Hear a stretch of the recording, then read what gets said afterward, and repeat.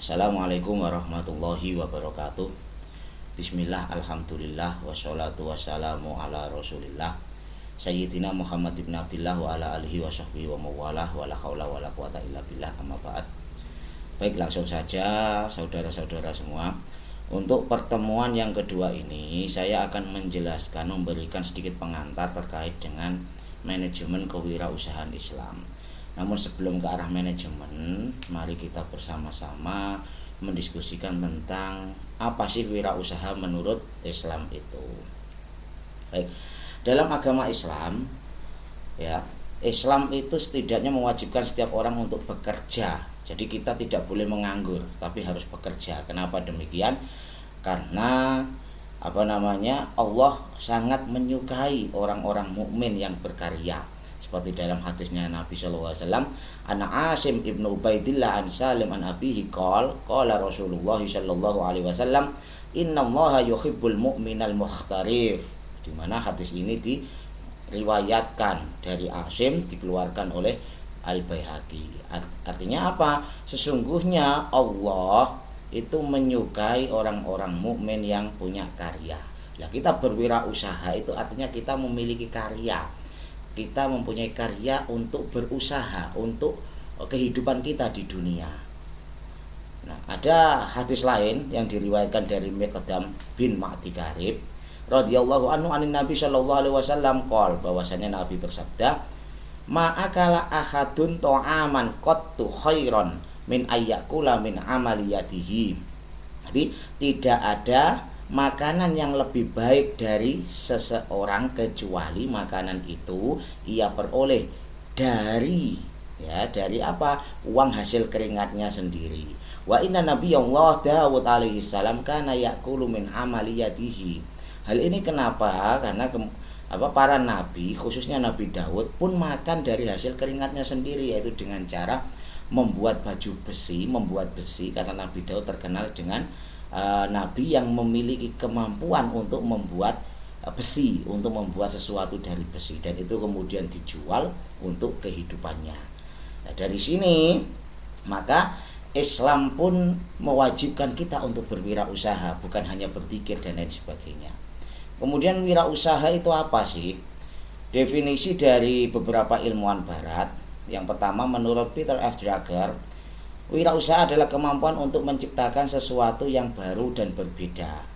Ability to create the new and different.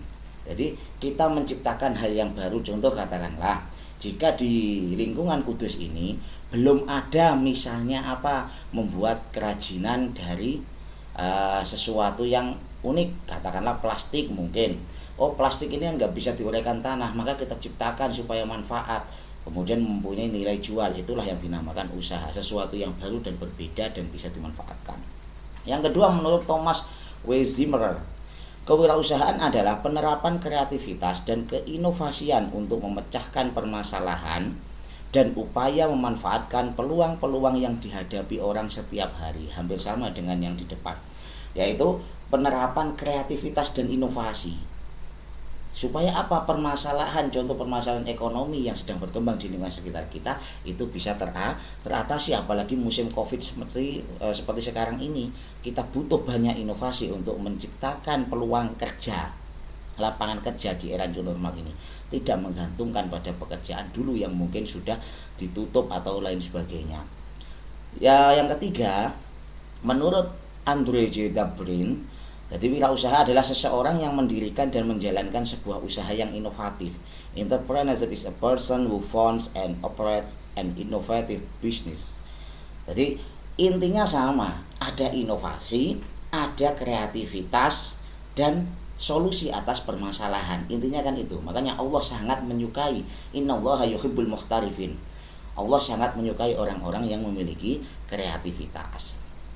Dengan demikian, dalam Islam, kewirausahaan bisa diartikan dengan kegiatan yang dilakukan oleh orang atau sekelompok orang dengan melihat peluang yang ada, kemudian membuka usaha dalam bidang produksi atau distribusi barang, ekonomi atau jasa, memelihara dan membesarkan dengan mencurahkan seluruh tenaga dan pikiran dengan maksud memperoleh keuntungan, serta sebagai salah satu wujud ibadah kepada Allah. Satu, melihat peluang, memunculkan inovasi dan kreativitas, ya. Untuk apa? Untuk memecahkan atau membuat solusi bagi permasalahan yang ada di sekitar kita, baik itu berupa jasa ataupun barang. Tujuannya apa? Beribadah kepada Allah Subhanahu wa Ta'ala. Jadi yang membedakan antara kewirausahaan Islam dengan yang lain adalah ada unsur ibadah, ta'abbud. Kalau di yang lain hanya memupuk keuntungan yang sebesar-besarnya. Itu yang harus digarisbawahi. Oleh sebab itu, karakteristik seorang wirausaha Islam harus mempunyai sifat takwa, tawakal, dzikir, dan syukur. Yang kedua, jujur. Yang ketiga, niat suci dan ibadah. Yang ketiga, adzan dan bangun lebih pagi, menciptakan kedisiplinan. Artinya, yang selanjutnya toleransi, persaingannya yang adil, berzakat dan berinfak. Lah ini yang membedakan. Karena setiap keuntungan yang kita dapatkan dari wirausaha itu harus kita zakatkan jika sudah sampai 1 nisab dan 1 haul, yaitu berupa zakat mal. Kemudian budaya bisnis syariah meliputi selalu menyukai dan menyadari ketetapan dan perubahan, inovatif, berupaya secara sungguh-sungguh untuk bermanfaat bagi orang lain, mempunyai karakter dan kepribadian yang bersifat membangun dan bertanggung jawab, yang terakhir menanam investasi yang terbaik. Jadi budayanya harus dibangun, menyukai perubahan. Kenapa? Hidup ini tagoyur, wong kehidupan di dunia ini tidak tetap, tidak abadi, maka pasti berubah. Itu sunatullah, hukum alam. Maka untuk menyikapi perubahan itu, kita harus berinovasi dengan bersungguh-sungguh menjadikan hidup kita bermanfaat bagi orang lain. Urip iku urup kalau dalam filsafat Jawa. Kemudian mempunyai karakter dan kepribadian yang bersifat membangun dan tanggung jawab. Jadi tidak putus asa, tidak leh-leh luweh, tapi harus bertanggung jawab dan menanam investasi terbaik, yaitu kemanfaatan dunia dan akhirat.